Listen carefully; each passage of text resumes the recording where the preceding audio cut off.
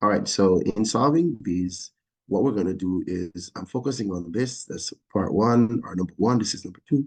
So in number one, I need to get rid of the 3. So I'm going to be adding 3 to both sides. So what I'm left with is 5x, which is less than negative 50. Then I'm going to divide both sides by 5 so that the x could be isolated.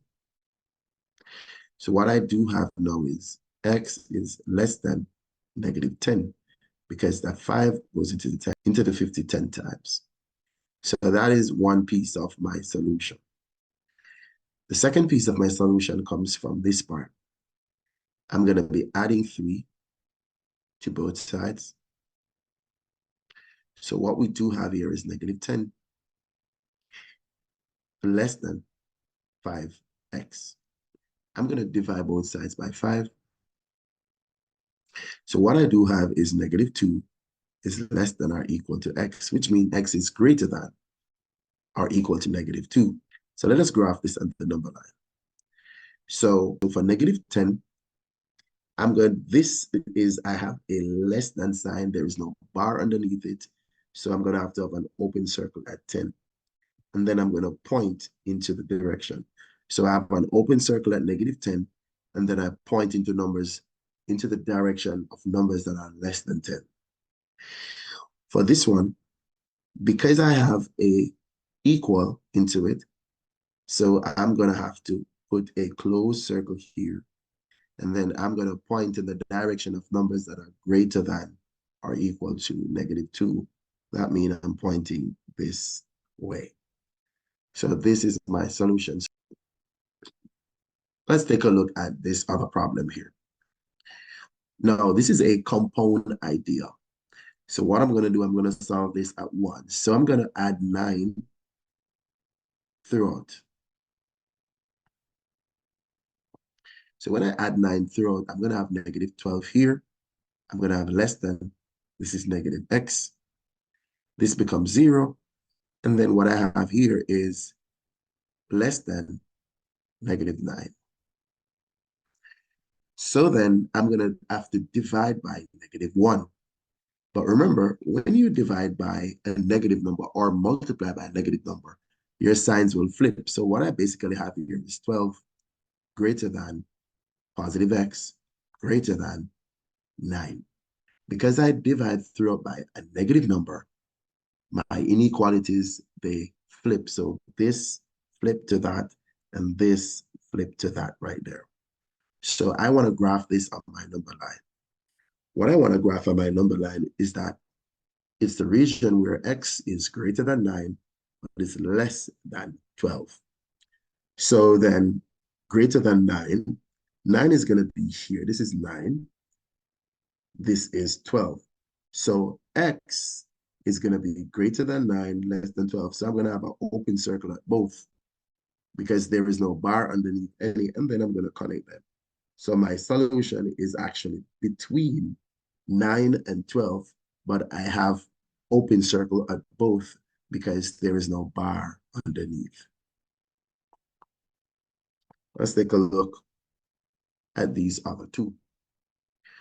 Now we're solving for x still. We're going to put it on the number line. Let's take a look at this. Let me call this number 1. Let me call this number 2. So in number 1, I'm going to get rid of the 4. So I'm going to subtract 4 from both sides. What I do have left is negative 2x less than or equal to negative 2. Positive 2 minus 4 is negative 2.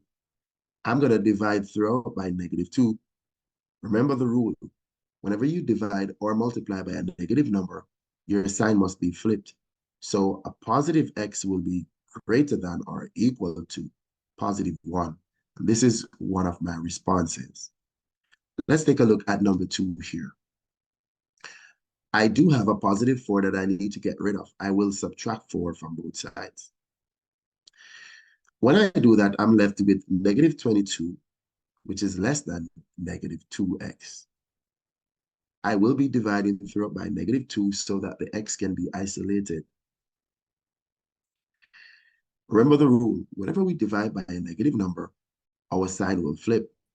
So I'm going to have 11 here, but my sign here will now flip and turn this way. So it's going to be greater than. This cancel, leaving x. This is my second solution. So as you could see, we're looking at cases where this is and. So whenever we have and, we're looking for the regions that these overlap. So take a look. My +1 is right here. My 11 is here. X must be greater than, X here must be less than 11. So I'm going to have an open circle here at 11. And I'm going to go this way. So that's less than 11. But here, x is greater than or equal to 1. So I'm going to shade where 1 is, but I'm going to go in the other direction like this. As you could see, they are overlapping in this section here. So that's where my solution actually is. So what I'm going to do then, all I'm going to do is just to draw a line to connect these ideas. So this is actually suggesting that here, x is actually less than 11, but it's greater than equal to 1, which is a combination of these. That's why they use and. Let's take a look at number 4.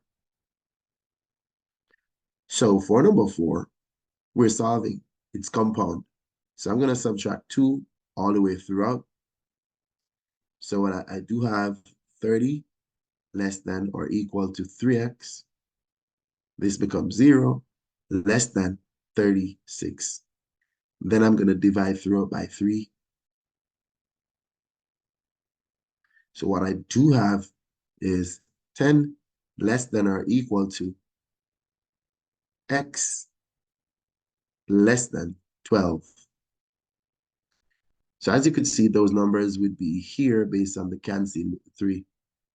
So x is greater than or equal to 10, but less than 12. So it's going to be right here. So where my 10 is, I'm going to have a closed circle because the bar is under the 10 here. Where the 12 is, I'm going to have an open circle. And my response is between these two right here. So that's it. Thank you for watching DellyMaths Concept. See you next time.